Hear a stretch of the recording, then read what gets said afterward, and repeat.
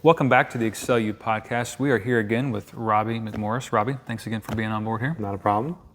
Thought we could talk a little bit about something that I think we're more aware of this because we have maybe better technology, better testing, but youth injuries, and so it's a big deal now. Absolutely. I feel like when I was playing sports, I was always told, like, to a certain extent, just tough your way through it. You just keep going, rub some dirt on it, you'll get better tomorrow. For sure. Which I think there's some truth to that, right? There's an injury and there's discomfort. Like there's two different levels or two different ends of the spectrum.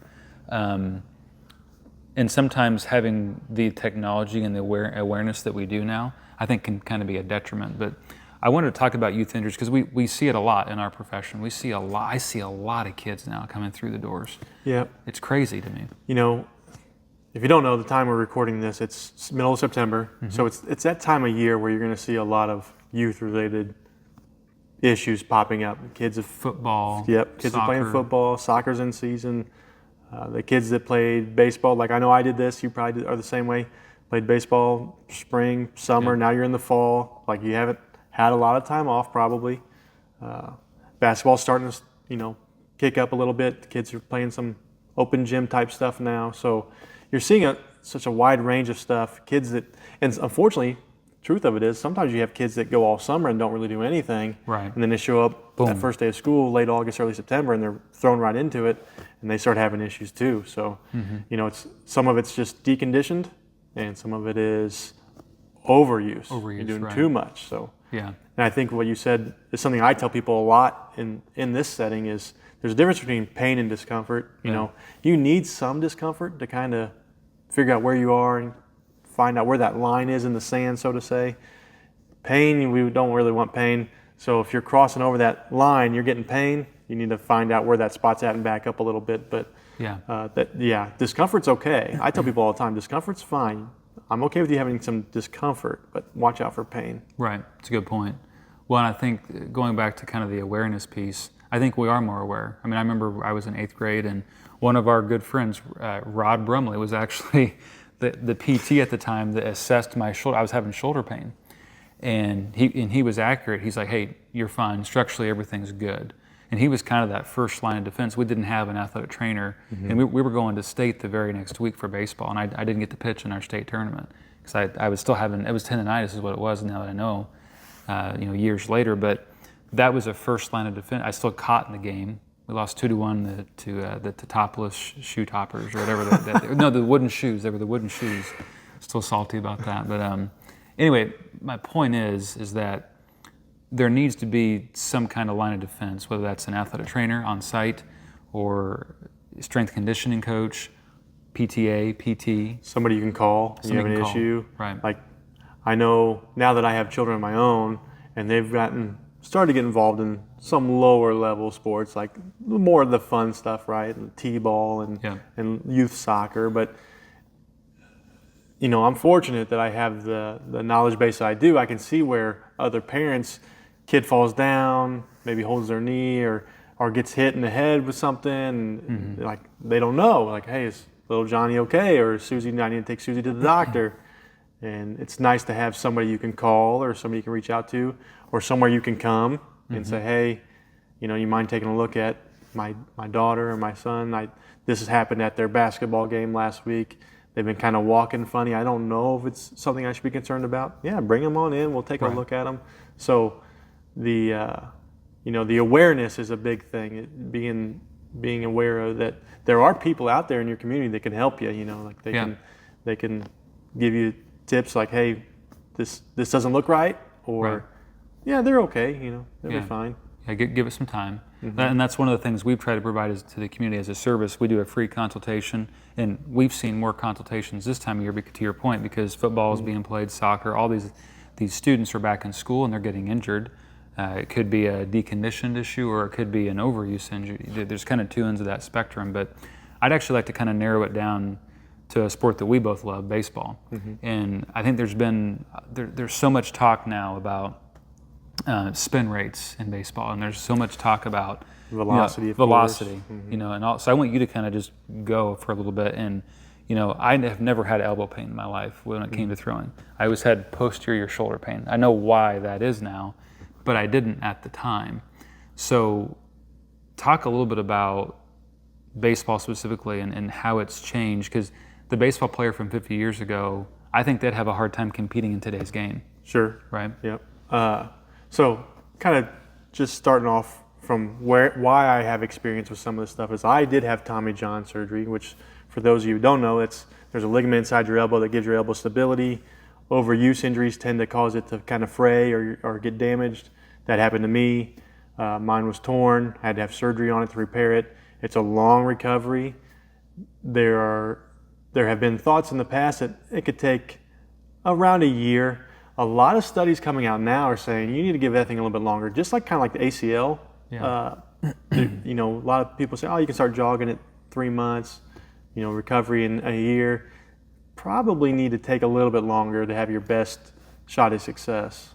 Prime example, you're wearing a Cardinal shirt, which I don't know why you are, but Adam Wainwright, how many Tommy Johns did he have? Yeah, so he had the big one in 2011, but he also had issues down the road, tore his Achilles one year. He's missed a lot of time with just different. The risk of injuries. Re-injury or a different injury is much higher when you rush those things back, right? Absolutely. Yeah. So kind of going back to baseball-specific injuries, elbows, shoulders. You see hips and low backs a lot, I feel like, especially in your softball players too, like the pars stuff in their spine. But those are a lot of baseball-related injuries are overuse injuries. They're from too much throwing or too much swinging the bat, that kind of thing where you're getting too much rotation or too much forceful rotation. You talked about spin rates are a big thing now. I have a kid coming in right now who, when he comes in, we chat about, he's a baseball player, we chat. He talks about what his spin rate is. When I was 17, I had no clue what that even meant, much less, how to tell you what it was. Track right? it. Yeah. So, I don't know how they're tracking that at such a young age. It's kind of wild. I think it's interesting for sure. It does give you information, which I love information. The more information, I shouldn't say always better, but sometimes it's better. It gives you an idea of what that does for the hitter that sees the ball coming in. But he knows his spin rate, he knows his velocities. I did not know how hard I threw. No. Once a year, maybe, I would go to some kind of showcase somewhere and they would have a radar gun and they would tell you, okay, you're throwing this hard. Okay, is that good or bad? Like, where does that stack me up? I don't know. But anyway, because of all that excess information, you have kids, 14, 15, 16, 27, doesn't matter. All these ages are chasing these numbers. They know if they can get certain revolutions per minute, then that means their curveball breaks more, their fastball has a different look to it, their splitter does a different dance to it when they throw it. So they know that is something they need to reach these certain criteria in order to perform better in their mind. So whatever that means, whatever they got to do to get there. So, there's always, like, in every era, there's like freaks of nature, like I think of Bo Jackson. Yeah. I think of like even today's game, Aaron Judge. He's what, 6'7", 6'8", and he's 280 pounds. I mean, he's a freak, monster. right? Ohtani, you're going to come across these guys or these gals that kind of once in a generation type player for their specific position or their specific sport, and I think that's also an issue. Is we see these things. When my dad grew up, he's still a huge Yankees fan, but how he listened to Yankees games, he sat in his driveway, listened to the radio, and he got to listen to like one game a month maybe. I mean, it wasn't very often. It wasn't every day. Now he has a subscription where he can get every Yankee game he wants. Yeah. So to my point, these kids and their parents, these families, they see Aaron Judge every day, or they see Ohtani or whoever the player is, Bryce Harper, and they're like, I want to be him. That's great. It's a great target. But the reality is, you're not going to get there, right? It's very rare that you're going to get to that level. But yet I think the exposure of the game, it's a great thing. I want more of it, but it's also, we've got to go have our kid play 100 games in order for him to even be seen by this coach, That's a whole nother thing right there, too, is we see, because they get hurt, young kids that are pitching, they're 12 years old, and their arm hurts. Well, why's your arm hurt? Well, I've been pitching. Okay, how long you been pitching? Well, this is September. Let's say this is September now. season started in February, okay, and then you threw for how long? Well, I threw throughout the spring. We took 2 weeks off before summer ball started. Been playing all summer. Took a week off. Now I'm into my fall season. How many innings have you thrown? Oh, I don't know. Let's see if we can figure that out. So end up finding out that sometimes these kids are throwing more innings than major league pitchers. They're throwing more pitches and more innings than major league pitchers are. But you're not skeletally mature yet. You're going to break down. I'm glad you said that because look, ligaments connect bone to bone, right? Tendons connect muscle to bone.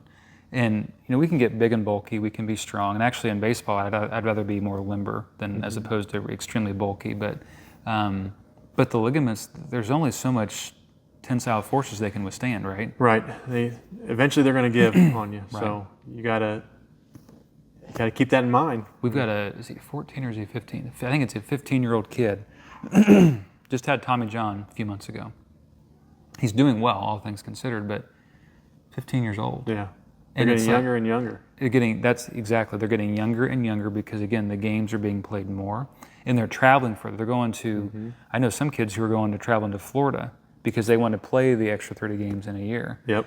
And it's a significant expense for the families too. Then you talk about burnout too, which can be a whole other topic, but because we've seen that too. Yeah. Really good athletes, really good ball players, and they get to the time they're 16, 17, and they're like, I don't know if I want to play in college now. Yep. Like, you're one of the best players on your team, if not the best player on your team. You're throwing 95 miles an hour. You should play. Yeah, you're going to play. Yeah. I'm like, I don't really want to. I'd rather play something else. Well, yeah. I get it because you get burnt out. What's the saying? Variety is the spice of life. I think that's what it is anyway. Yeah. But talk to that a little bit. When I was growing up, I played 1 year of football. I knew that wasn't for me. I didn't like hitting people, and I sure as heck didn't like getting hit. I played baseball and I played basketball. So those are my two main sports. Yeah. A lot of different forces are going through our joints and our tissue with basketball as opposed to baseball. Talk to that and how that's changed. Yeah. So we've kind of touched on it briefly already.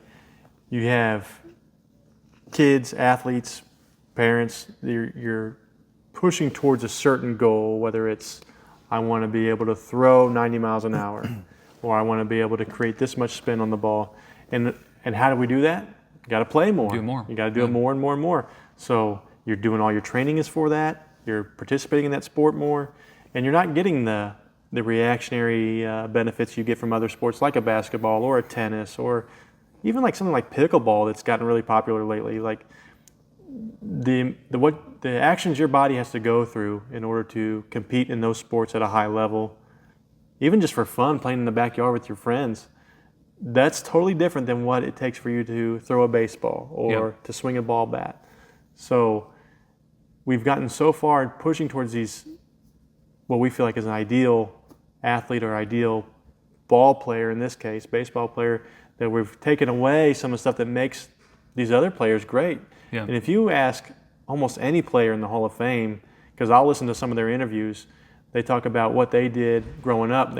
They played every sport, They played, whether it's golf, soccer, football, basketball, all of those, they played everything. So you look at it, it's like, what makes Ken Griffey Jr. different than me? What makes Ozzie Smith different than me? It's like, well, one, they have a gift. Genetically gifted. Yeah, they're gifted. But two, maybe they played stuff that I never even thought about because I was like, I need to play baseball all the time if I'm going to be as good as that person. That's not true. Because you're missing out on fundamental growth and development that you get from those other sports. So we mentioned a lot of the problems. What are some of the solutions? What are some things that people can do if they're listening to this, if they have a kid or if it's a kid themselves listening? What are some of the simple things they can do? Major League Baseball has gotten together with Dr. James Andrews, who's a well-known orthopedic surgeon in Birmingham, Alabama. He does a lot of elbow surgeries, a lot of shoulder surgeries. Major League teams send players to him. He and Major League Baseball have gotten together, along with others. Kevin Wilk, I think, was also in on this. They came up with guidelines for how many pitches kids should throw, or less than, right? So you saw it in the Little League World Series this past year, if you watched any of that. They're keeping track of pitches thrown in order to prevent essentially these arm injuries that have kind of plagued baseball and pushed some kids away from it altogether. That can be seen as one solution, maybe. We're going to prevent you from throwing so that you have to find other avenues of maybe helping your team another way, whether it's playing another position, or maybe you don't play baseball all fall. Maybe you decide, I'm going to play soccer this fall, So there's stuff in that mold, I think, that can kind of push engagement in other sport. Now, if you don't like other sports, it's hard to force you to do it. But I think that's where, we as parents need to expose our children to other sports. I'm not one to sit and watch a soccer game on TV. I'm sorry. I'd rather watch paint dry. We just lost 50% of our patient population. My population. wife played soccer in college, so she's into it. But I don't really care to watch it. But anyway, our kids play soccer because they need to experience it, I think. It's great for a lot of different skills. Yeah, change of direction, sprint, backpedaling, all of it. So kicking. We have them involved in T-ball and coach pitch ball. They're going to play basketball. We have a basketball hoop in our backyard. They've been playing basketball out there. So they're getting exposed to many different things, and we want to keep them involved in that stuff as long as we can until they come to us and say, hey, Dad, I don't want to do that anymore. Well, and to almost play devil's advocate, and this is a real genuine question, because I think of people like Bob Gibson. I think of people, Nolan Ryan, Roger Clemens. These guys were just workhorses. And so, maybe there's some supplementation that spurred them and helped them along the way. No doubt about that. That's a whole different episode for a different day. But my question is simple. Those three guys I just mentioned, how in the world did they do it? Yeah. Because I see the pitch counts for some of these guys in the past, and it was 150, 170, 200 pitches in a game. Exactly, yeah, more. So how were they able to do that without sustaining the injuries that guys are now? Is it they weren't throwing as hard? Or what was it? It's got to be a combination of things, right? Like if it was just one thing, I feel like we would have figured it out. Yeah. Bob Gibson was a freak athlete. He played for the Harlem Globetrotters too, so he was an exceptional athlete just in general. Nolan Ryan, he's like one of those freaks we were talking about with like Judge and Ohtani that was pretty much put here on earth to pitch a baseball. Yeah. I mean, he was in his mid to late 40s throwing 90 miles an hour. Yeah. That just doesn't happen. He came out on the mound to throw a first pitch of a game, just a ceremonial first pitch. Like he was 60-some years old and he threw like 80-some miles an hour. I'm like, holy crap. He's just built different. Yeah. You can't judge everybody based off the anomalies, right? I feel like Clemens is in a similar mold. And this, without getting too far off tangent, Clemens was the first one that I ever heard of that didn't ice his arm after he pitched. Yeah. And I thought, well, why isn't Roger Clemens icing his arm? And so I did some digging. This has been back in the 90s probably that I heard about this. And he was basically told it's going to slow his healing process. And so fast forward I'd say about 7 or 8 years ago, I was listening to a podcast, this gentleman who was challenging the ice, the rice method, the ideology. Basically said that same thing. We can put ice on an injury and it can numb it for you. Yeah. But physiologically what's happening is your body is sending white blood cells, leukocytes to the damaged tissue in your body, wherever that spot's at, your ankle, your elbow, doesn't matter. Part of the healing process. It's got to happen. It's going to happen no matter what you do. This process is going to happen. So by putting ice on there, you're technically slowing that process down. Yeah. I'm not saying don't use ice. Post-surgically, I think you should too, because I think sometimes there is a benefit to numbing it. Yeah. To just giving your brain a break from the constant ache in your elbow, your knee, or your whatever joint. Yeah. So that, without getting too far off tangent, but I also think those guys are surrounded by very knowledgeable people that are helping them make good choices with their own bodies. Clemens maybe more so than others. He maybe had a little bit of help. Yep. No, I think it's a good point. I think the world's different. And I think I'm going to just end this maybe with just a quick story, and people have maybe heard this before, but there was a little girl, and it's Christmas time, okay? And she's over to her grandma's house, and she's in the kitchen watching her mom, and her mom cuts off the end of the Christmas ham before she puts it in the pan, before she puts it in the oven. And the little girl, being curious, she's like, Mom, why did you cut off the end of the ham before you put it in the pan, before you put it in the oven? And the mom just kind of stands there and she's like, I don't know. That's what my mom always did. Why don't you go ask Grandma in the other room? So she goes into the room, pitter patter, and she's like, Grandma, why did you always cut off the end of the ham before you put it in the pan, before you put it in the oven? And her grandma's like, I don't know. That's what my mom always did. Go ask great grandma in the other room. Healthiest family in America, apparently.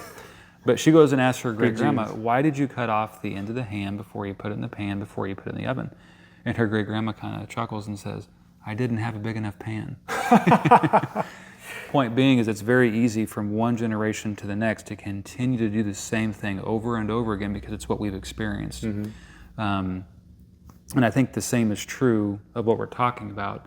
It's very easy if I didn't perceive myself as good enough as a baseball player when I was an athlete back in the day, well, I want my kid to be better than me. I think that's a natural inclination, and some parents maybe try to live vicariously through their kids. And I think that's also a component. There's probably a lot more we could talk about, but I think it's a rabbit hole. It's a rabbit hole, right? And it's very easy to get caught up in, well, little Johnny's doing it, so my kid better do that too, right?